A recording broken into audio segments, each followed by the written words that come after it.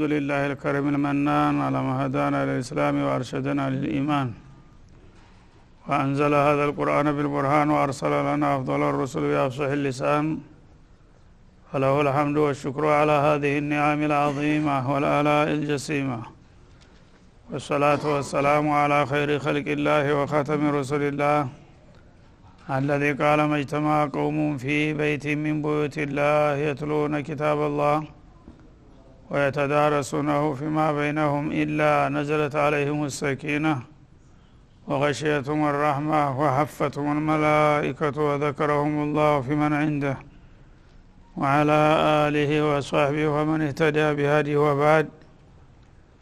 فقد وقفنا في درس أمس عند قوله جل وعلا من سورة الكهف واتل ما أوحي إليك من كتاب ربك لا مبدل لكلماته ولن تجد من دونه ملتحدا. الآية 27 فلنبدأ من هنا. أعوذ بالله من الشيطان الرجيم. واتل ما أوحي إليك من كتاب ربك لا مبدل لكلماته ولن تجد من دونه ملتحدا. واصبر نفسك مع الذين يدعون ربهم بالغداة والعشي يريدون وجهه ولا تعد عيناك عنهم تريد زينة الحياة الدنيا ولا تطع من أغفلنا قلبه عن ذكرنا واتبع هواه وكان أمره فرطا. وقل الحق من ربكم فمن شاء فليؤمن ومن شاء فليكفر إنا أعتدنا للظالمين نارا أحاط بهم سرادقها وإن يستغيثوا يغاثوا بماء كالمهل يشوي الوجوه بئس الشراب وساءت مرتفقا. إن الذين آمنوا وعملوا الصالحات إنا لا نضيع أجر من أحسن عملا أولئك لهم جنات عدن تجري من تحتهم الأنهار يحلون فيها من أساور من ذهب ويلبسون ثيابا خضرا من سندس واستبرق متكئين فيها على الأرائك نعم الثواب وحسنت مرتفقا. واضرب لهم مثل الرجلين جعلنا لأحدهما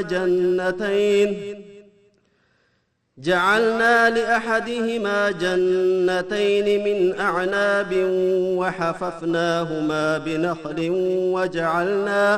وجعلنا بينهما زرعا كلتا الجنتين آتت أكلها ولم تظلم منه شيئا وفجرنا خلالهما نهرا وكان له ثمر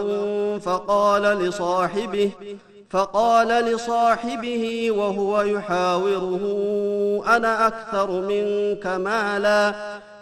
أكثر منك مالا وأعز نفرا ودخل جنته وهو ظالم لنفسه قال ما أظن أن تبيد هذه أبدا وما أظن الساعة قائمة ولئن رددت إلى ربي لأجدن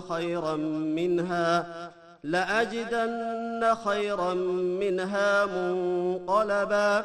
قال له صاحبه وهو يحاوره أكفرت بالذي خلقك من تراب ثم من نطفة ثم سواك رجلا لكن هو الله ربي ولا أشرك بربي أحدا ولولا إذ دخلت جنتك قلت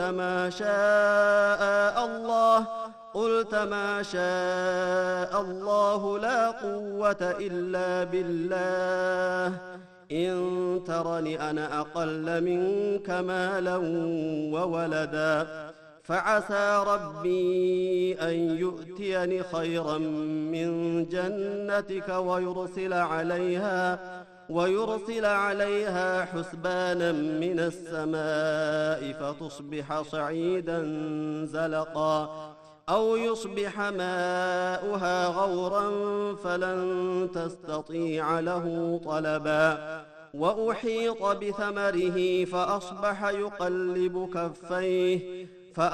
يقلب كفيه على ما أنفق فيها وهي خاوية على عروشها ويقول يا ليتني لم أشرك بربي أحدا ولم تكن له فئة ينصرونه من دون الله وما كان منتصرا هنالك الولاية لله الحق هو خير ثوابا وخير عقبا أعوذ بالله السميع العليم من الشيطان الرجيم واتل ما أوحي إليك من كتاب ربك يوجه الله سبحانه وتعالى نبيه عليه الصلاة والسلام إلى الجد والاجتهاد في تلاوة كتابه وتبليغ رسالته. الله سبحانه وتعالى فملكان فقادو لهزبوች ያወረደውን መመሪያ ነብዩ አለይሂ ሰላቱ ወሰለም በትጋትና በንቃት እንዲያደርሱ ለተቀን ያነበቡ የጌታን መልእክት ለህዝቦች እንዲያቀርቡ ትእዛዝ ሰጠ እና ሰዎች በተለያየ መልኩ በመቀኝነት እየተነሳሱ አንተ ሊያደናቅፉ ቢሞክሩ ለነሱ ምንም ደንታ አትስጣቸው አንተ ዝም ብለህ ከጌታ የተወረደልህን መመሪያ ለህዝቦች ያነበብክ ማቅረብ አለብህ لا مبدل لكلماته የጌታን ቃላቶች የሚቀይር ማንም ኃይል የለም አለ አላህ Subhanahu Wa Ta'ala አላህ የሰጠውን እድል ማንም ሰው ሊነፍግ አይችልም لا مانع لما اعطيت ولا معطي لما منعت እንደተባለው በሐዲስም አላህ አንድን ሰው በዲንም ሆነ በዱንያ ብልጫ ከሰጠው መቀኞች ቢንጫጩ ራሳቸውን ለአደጋ ያጋልጣሉ እንጂ የጌታን ስጦታ ሊገቱና እሱ ያደለውን ሊቀሙት አይችሉም ማለት ነው እና እንግዲህ ሙሽሪኩል አረብ በዛ ወቅት አማ ወጀደ ኢላ የቲማ አብዱል ሙጠሊብ በዛ ሀገር የአብዱል ሙጠሊብ የቲም እንጂ ሌላ ሰው ጠፋ እንዴ ስንት ሀብታም ስንት ባለጸጋ ባለስልጣን ባለጎሳ እያለ እንዴት እሱ ተመረጠ በሚል በለየለት ምቀኝነት ፈታተኗቸው ስለነበረ እነዚህ መቀኞች ዝም በላቸው አለ አላህ እትሉ ማ ኡሂየ ኢለይከ ሚን ኪታቢ ረቢክ የሰጠሁህ እኔ እንጂ እነሱ አይደሉም ተጌታ የወረደልህ መለኮታዊ መመሪያ አንብብላቸው ንገራቸው ላ ሙበድለ ለከሊማቲ የጌታን ውሳኔ ቃል የሚሽርና የሚቀይር ማንም የለም ወለን ተጅደ ሚን ዱኒሂ ሙልተሃዳ ከሱ ባሻገር ደግሞ አንተ መጠጊያ መሸሻም አታገኝም ምናልባት የነሱን አሉ በኋልታ ፈርተህ የኔን መልእክት ሳታደርስ ውስልትና ቢታይብህ እነሱ አያስጥሉህም ተጠንቀቅ ማለቱ ነው እና በአንድ በኩል ለወህዩ ضمان እየሰጠ ነው እና نحن نزلنا الذكر وإنا له لحافظون እንዳለው ይሄንን ኪታብ ያወረድኩት እንዲሁ ዝም ብሎ ጥላት እንደፈለገ ሊጫወትበት አይደለም እኔ ዋስተና ሰጥቻለሁ ጠብቀዋለሁኝ እንዳለው ተጌታ የወረደልህን መልእክት በትክክል አድርስ ይሄንን መልእክት ደግሞ አዛባለሁ ቀይራለሁ የሚል ቢኖር ከንቱ ልፋት ነው እንጂ ምንም አይሳካለትም የጌታን ቃላት ማንም ሊቀይረው አይችልም ማለት አንተ ደግሞ ሰው ነህና ተጥላት የሚሰነዘርብህ ተቃውሞ ተሰምቶህ እና እንግዲህ በሆነ ባልሆነው በየቀኑ ለምን እነሱ ጋር አጋጫለሁኝ ብለህ ገሸሽ ብትል ኃላፊነትህን ስላልተወጣህ አንተ ደግሞ ትፈልጋለህ በወንጀለኝነት ያኔ የሚያስጥልህ የሚገላግልህ የለምና ትጋ በርታ በአላማህ ላይ ግፋበት አላቸው ማለት ነው። والله يعصمك من الناس ምናልባት ሰዎች ጉዳት ያደርሱብኛል ብለህ ፈርተህ ከሆነ እሱን ላልጠብቅ አይደለም የመረጥኩህ ተሰዎች ተንኮልን የጠብቀሃለሁ አንተ መልእክቱን ማድረስ አለብህ። ያ ايها الرسول بلغ ما انزل اليك من ربك ከጌታ የወረደልህን መመሪያ ማንንም ምንንም ሳትፈራ አድርስ። ወይለም ተفعل فما بلغت رسالته ይህን ሳታረግ ብትቀር በይሉንታ የተወሰነች ነጥብ እንኳን ቆርሰህና ሸርፈህ ብታስቀር እንዳልጀመርከው ይቆጠራል ሲል አስጠነቀቃቸው። አያይዞም والله يعصمك من الناس ሰዎች በተለያየ መልኩ ባንተ ላይ ጫና ተጽዕኖ ሊያሳርፉ ቢሞክሩ አይሳካላቸውም ከሰዎች ተንኮል ጌታ ይጠብቀሃል ብሎ ሙሉ ዋስትና ሰጣቸው ማለት ነው። በዛ መሰረት ነው እንግዲህ ሰለቸ ደከመኝ ሳይሉ የአላህን ሪሳላ ያን ሁሉ ጫና ተቋቁመው ሊያደርሱ የቻሉት ማለት ነው። እና ይህ እንግዲህ ለሳቸው በቀጥታ በጊዜው የተሰጠው መመሪያ ቢሆንም የአላህ ሪሳላ ኃላፊነት ያለበት ሰው في كل زمان ومكان ይሄ ነው መመሪያው ማለት ነው። የአላህን አማና የተቀበለ ሰው ሰዎችን ፍጡሮችን ፈርቶ መለማመጥ አያስፈልግም። እውነቱን ተናግሮ የመጣው ይምጣ ማለት መቻል አለበት ማለት ነው። ያ ከሆነ እሱ ሷዲቅ ከሆነ እንተስዱከ የስዱከ ረቡክ እንደተባለው እውነተኛ ተወንክ ጌታ ይጠብቅሃል። ሰዎች ደግሞ ግፋቢል ሊያጠቁ የሚችሉት በዱንያ ነው። ምን አለ ቅዱስ አላማህን ይዘህ ብትሰዋ ጀነተ ነዒም ነው የምታገኘውና ምንም አትከስርም። ስለዚህ ሰውን ፈርቶ ሐቅን ማድበቅበቅ የማይገባ መሆኑን ነው የሚያሳየው ማለት ነው። ወለን ተጅደ من دونه ملتحدا ማለት መልጃአን ወመፈራ አላህ የፈለገው ሰው ሰማይ ቢወጣ መሬት ቢገባ ማምለጫ መደበቂያ አያገኝም። አማናህን ሳትወጣ አንተ ከነሱ ጋር አግባባለሁ ብትል ወስለት ብትል እኔ የገባበት ገብቼ ፍርድህን እሰጥሃለሁ ሲል አስጠነቀቀ። ይሄ ነብዩ ይሄን ያደርጉታል ተብሎ አይታሰብም።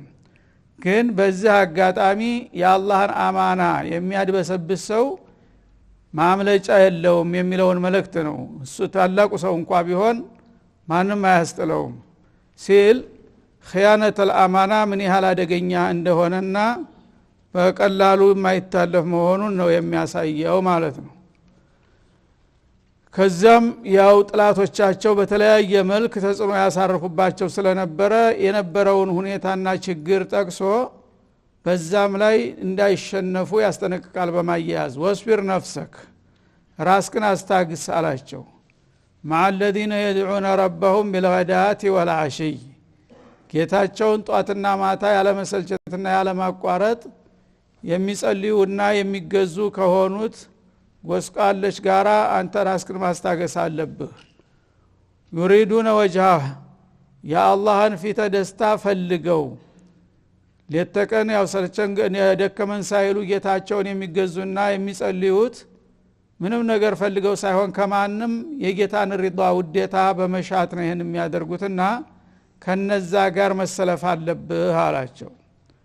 ولا تعد عيناك عنهم እንኳን በአካል ልትለያቸው ቀርቶ አይኖችህ እንኳን እነሱን አልፎ ወደ ሌላ እንዳይሰነዘሩ ተጠንቀቅ ይላል። تريد زينة الحياة الدنيا ግዚያዊዋን የቅርብ ህይወት ብልጭልጭ የምትሻውነህ ከነሱ አልፈ ወደ ዱንያ ሰዎች አይንህን እንዲያሰነዝር። ولا تطيع من اغفلنا قلبه عن ذكرنا ልቦናውን እኛን ከማስታወስ ያዘነጋነውና ያደነዘዝነው የሆነውን ተላላና ሸንግል አትታዘዝለት። የፈለገውን ሐሳብ ቢያቀርብ እሱን ጆሮ አትስጠውና አታዳምጠው አለ። ወተበዐ ሀዋህ የግል ዝንባሌውን ተከትሎ የሚዘምት የሆነውን ጅልና ተላላ አንተ እንደ ሰው ቆጥረህ ለሱ ግምት አትስጠው፣ አይንህንም ወደሱ አሰንዝር። ወካነ አምሩሁ ፍሩጧ ነገሩ ሁሉ ከንቱ ብላሽ የሆነበት ይላል አላህ Subhanahu Wa Ta'ala። አለ ዱንያ እንግዲህ አላህ Subhanahu Wa Ta'ala ለጊዜው በሰጣቸው ሀብትና ጉልበት እየተመኩ በውካታና በጫወታ ነው ጊዜያቸውን የሚያሳልፉት በከንቱ በማይረባው ነገር ሁሉ። ጌታውን ረስቶ ለጊዜው በተገኘው ብልጭ ተታሎና ተሸንግሎ የሚሰራው ስራ ሁሉ ቁም ነገር ሳይሆን እንዲሁ ኡካታና ጫወታ የሆነ ከንቱ አለ የዛ አይነቱን ሰው አትከተልና የሱ አጃቢ አጨብጫቢ አትሁን ሲል ያስጠነቅቃል ማለት ነው። እና የመጣበት ምክንያት አሁንም ያ ሙሽሪኩል አረብ በነብዩ ላይ ሁለገብ ዘመቻ ይከፍቱባቸው ስለነበረ ከዛ ከሚያረጉት ሙከራ አንደኛው አማኞቹን ከነብዩ መነጠል ነበረ። ይሄ ተወትሮ ጀምሮ ፈሪቅ ተሱድ ነጣጥለህ ግዛ በሚለው መርህ ይተቀሙበታል የኩፋሮች። እና እንደሚታወቀው ማንም ነብይ ሲላክ የመጀመሪያ ደጋፊና ተባባሪ የሚሆነው ደካማው ነው፣ ዝቅተኛው ህብረተሰብ ክፍል። ምክንያቱም መርከዝ ያላቸው ትልቅ ቦታ ያላቸው በህብረተሰቡ በስልጣንም ይሁን በጎሳም ይሁን በገንዘብም ይሁን አንቱ የተባሉ ሰዎች ነብያትን በግንባር ቀደም የተቀበሉበት ጊዜ የለም።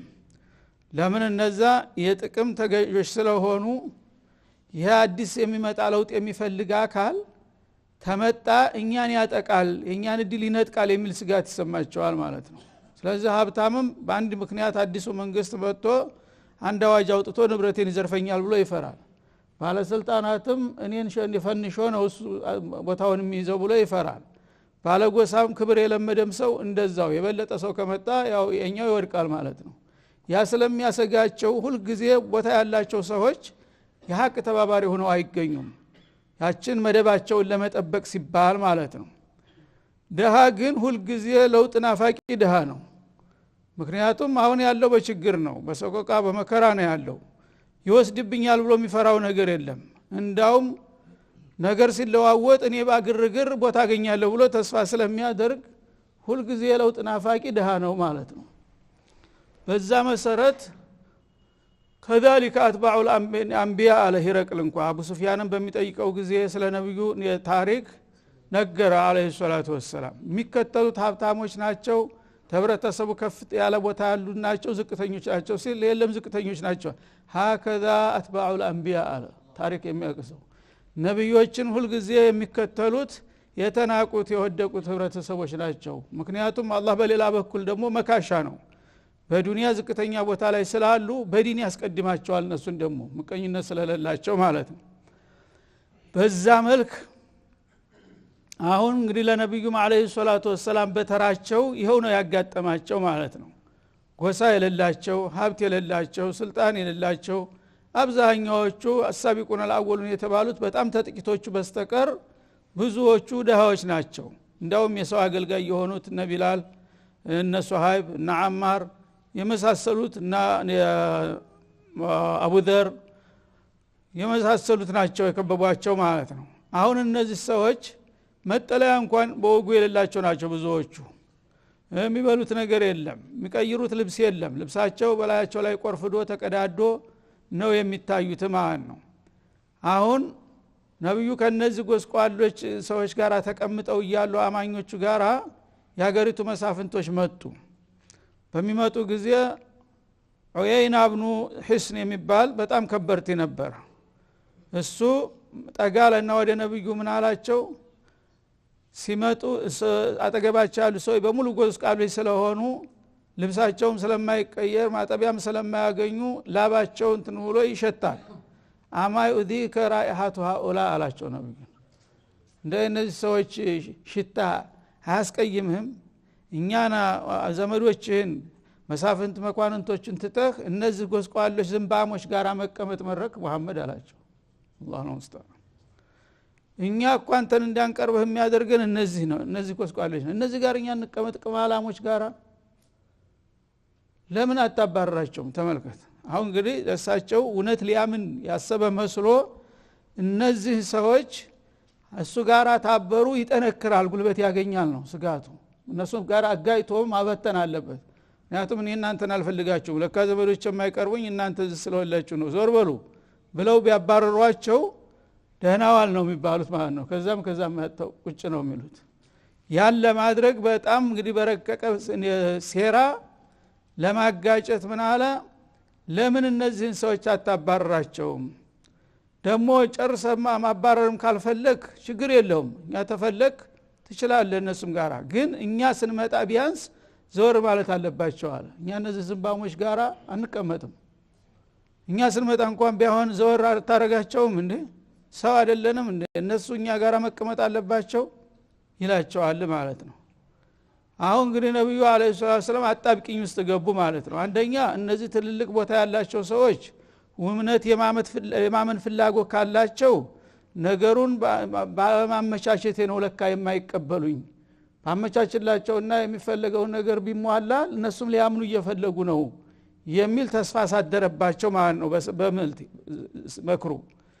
እንደገና ደግሞ እነዛን የክፉ ቀን ደጋፊዎቻቸውን ማጣትም አይፈልጉም ማለት ነው። እነሱን ማስቀየምም አይፈልጉም። ምን ማድረግ አለብኝ አሉ። ቢያንስ በሽፍት ብንሰራ ይሻላል የሚል ሐሳብ መጣባቸው ማለት ነው። እንዳሉት እነሱ በሚመጡ ጊዜ ያው ልንመጣ ነው ብለው ያሳውቁን የዛ ጊዜ እነዚህኞቹ ዞር ይበሉ እነሱ በሚሄዱ ጊዜ ደግሞ እነዚህኞቹ ይተኩ ሁለቱንም ለምን አላስተናግድም የሚል ሐሳብ መጣባቸው ሰው ናቸውና ማለት ነው። ያኔ ሚስጥር አዋቂው ረብ العالمين لا እንደ ያሰራር ስተት ነው አለ ወስቢር ነፍሰክ مع الذين يدعون ربهم የምን ሽፍት መስጠት ነው ሸይጣንና መላእክቱን ተቀያይረው አለ አላህ እነዚህ ጎስቋሎች ናቸው የሚያዋጡህ ከነሱ ጋራ ቀጥልበት እነዛ ውሸታቸው ነው እነሱም አይመጡ እነዚህንም ያሳጡሃል በማለት አላህ Subhanahu Wa Ta'ala ታደጋቸው ትልቅ አደጋ ላይ ሊጥሏቸው አስበው የነበረውን ማለት ነው። አሁንም እንደዛው ነው የሚባለው ማለት ነው። ሰውን ለመነጣጠል የሚፈልጉ የፖለቲካ ሰዎች ይሄ ነው መሳሪያቸው እና አንተ ጋር ይመጣና ልክ በሚገባ ቋንቋ ያኮ እነዚህ የማይረቡ ሰዎች ጋር ስለሆንክ ነው እና እኛ ለምንኛ ጋር አትግባባም ለምንኛ ጋር አትሰራም እኛ እኮ ካንተ ጋር ችግር የለንም እንፈልግሃለን ይሉሃል ማለት ነው። እውነት ይመስልሃል? በቃ እንግዲህ እነዚህ የማይረቡ ተምልና እነሱ ጋር ትሆናለህ የዛ ጊዜ እነዚህ አኩርፎ ይሄዳሉ እነዛን ባዶ እጅህን ታስቀርሁ በኋላ ይፈንሹሃል ባዶህን ትቀራለህ ማለት ነው። ይህ አይነት አሰራር ተወትሮ ጀምሮ ያለ መሆኑን ያሳያል ማለት ነው። እና አላህ ወዳጆቹን አመጎሰ እነሱ ያንቋሽሻሉ ሱብሃንአላህ ረብል ዓለሚን ያወድሳቸዋል።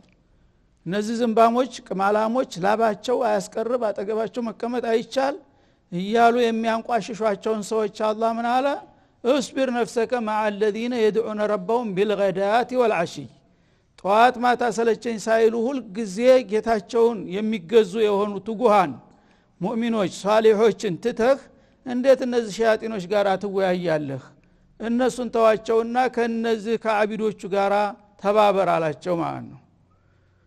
ይሪዱነ ወጃሁ እንደገና ምን አሏቸው እነዚህ ሰዎች እኮ አንተን የሚያከቡህ የሚያሰፈስፉት ያው ምቀኞች ስለሆኑ እኛ ስለበለጥናቸው በኑሮ ደረጃ በዚህ አጋጣሚ ቀጭቀው ሲል አንተ ጋራ ተተሳካለህና አንተ መርከዝ ከያዝክ የዛ ጊዜ የክፉ ቀን ደጋፎች ብለህ ቦታ እንዲሰጣቸው ፈልገው እንጂ ኑሯቸውን ሊያሻሽሉ እውነተኛ የበለጠ አላህን እነሱ አውቀው ነው ስለ ዲን አስበው ነው ይሉሃል ማለት ነው።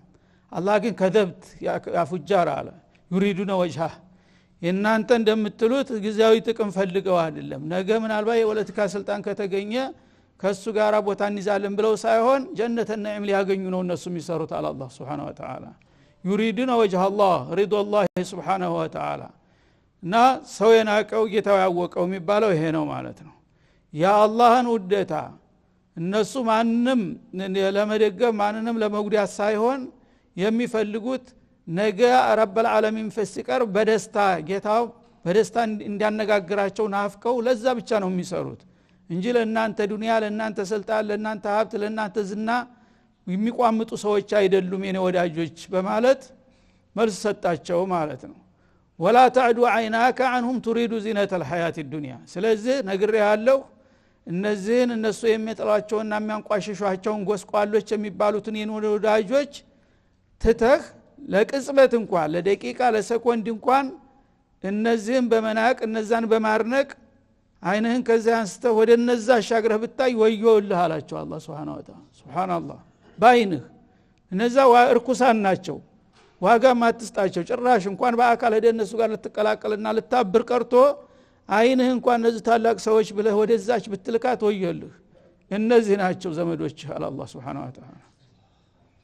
እንግዲህ ሚዛን الاسلام ተመልከት በእخلاص የሰው ልጆችን በኑሮ ደረጃቸው ጎስቋሎ እንደሚሉት እውነት ነው ጎስቋሎች ናቸው እዛ ጊዜ ምንም የላቸውም ግን አላህ ان الله لا ينظر الى صوركم ولا الى اموالكم ولكن ينظر الى قلوبكم واعمالكم ባለው መሰረት እኔ የምፈልገው እነዚህን ጎስቋሎችን ነው እኔ ዘንዳ ቦታ ያላቸው እነዚህ ናቸው እነዛ ግን ተላይ ተብለጭልጨው ተኮፍሰው ለብሰው አጊጠው ውስጣቸውን እርኩሶች ናቸው እነመል ሙሽሪኩና ነጀስ እርኩሳኖች ዘንድ አይንህን አንተ አሽረፈል ሙርሰሊን ሆነህ ለምን እርኩሳኖችን በአድናቆት ትመለከታለህ እነሱን ማየትም አይገባህም አላቸው ማለት ነው የአላህ ሚዛን እንደዚህ ነው አሁንም ችግራችን ይሄ ነው ማለት ነው ሁሉ ጊዜ የዲን ሰዎች ዝቅ አድርጎ ያያሉ እነዚህን ደግሞ የሸይጣን ሎሌዎችን ለጊዜው እንግዲህ ስለተብለጨለጩ ስልጡን ተደርጎ እነሱ ናቸው ሀገር መምራት የሚችሉት እየተባለ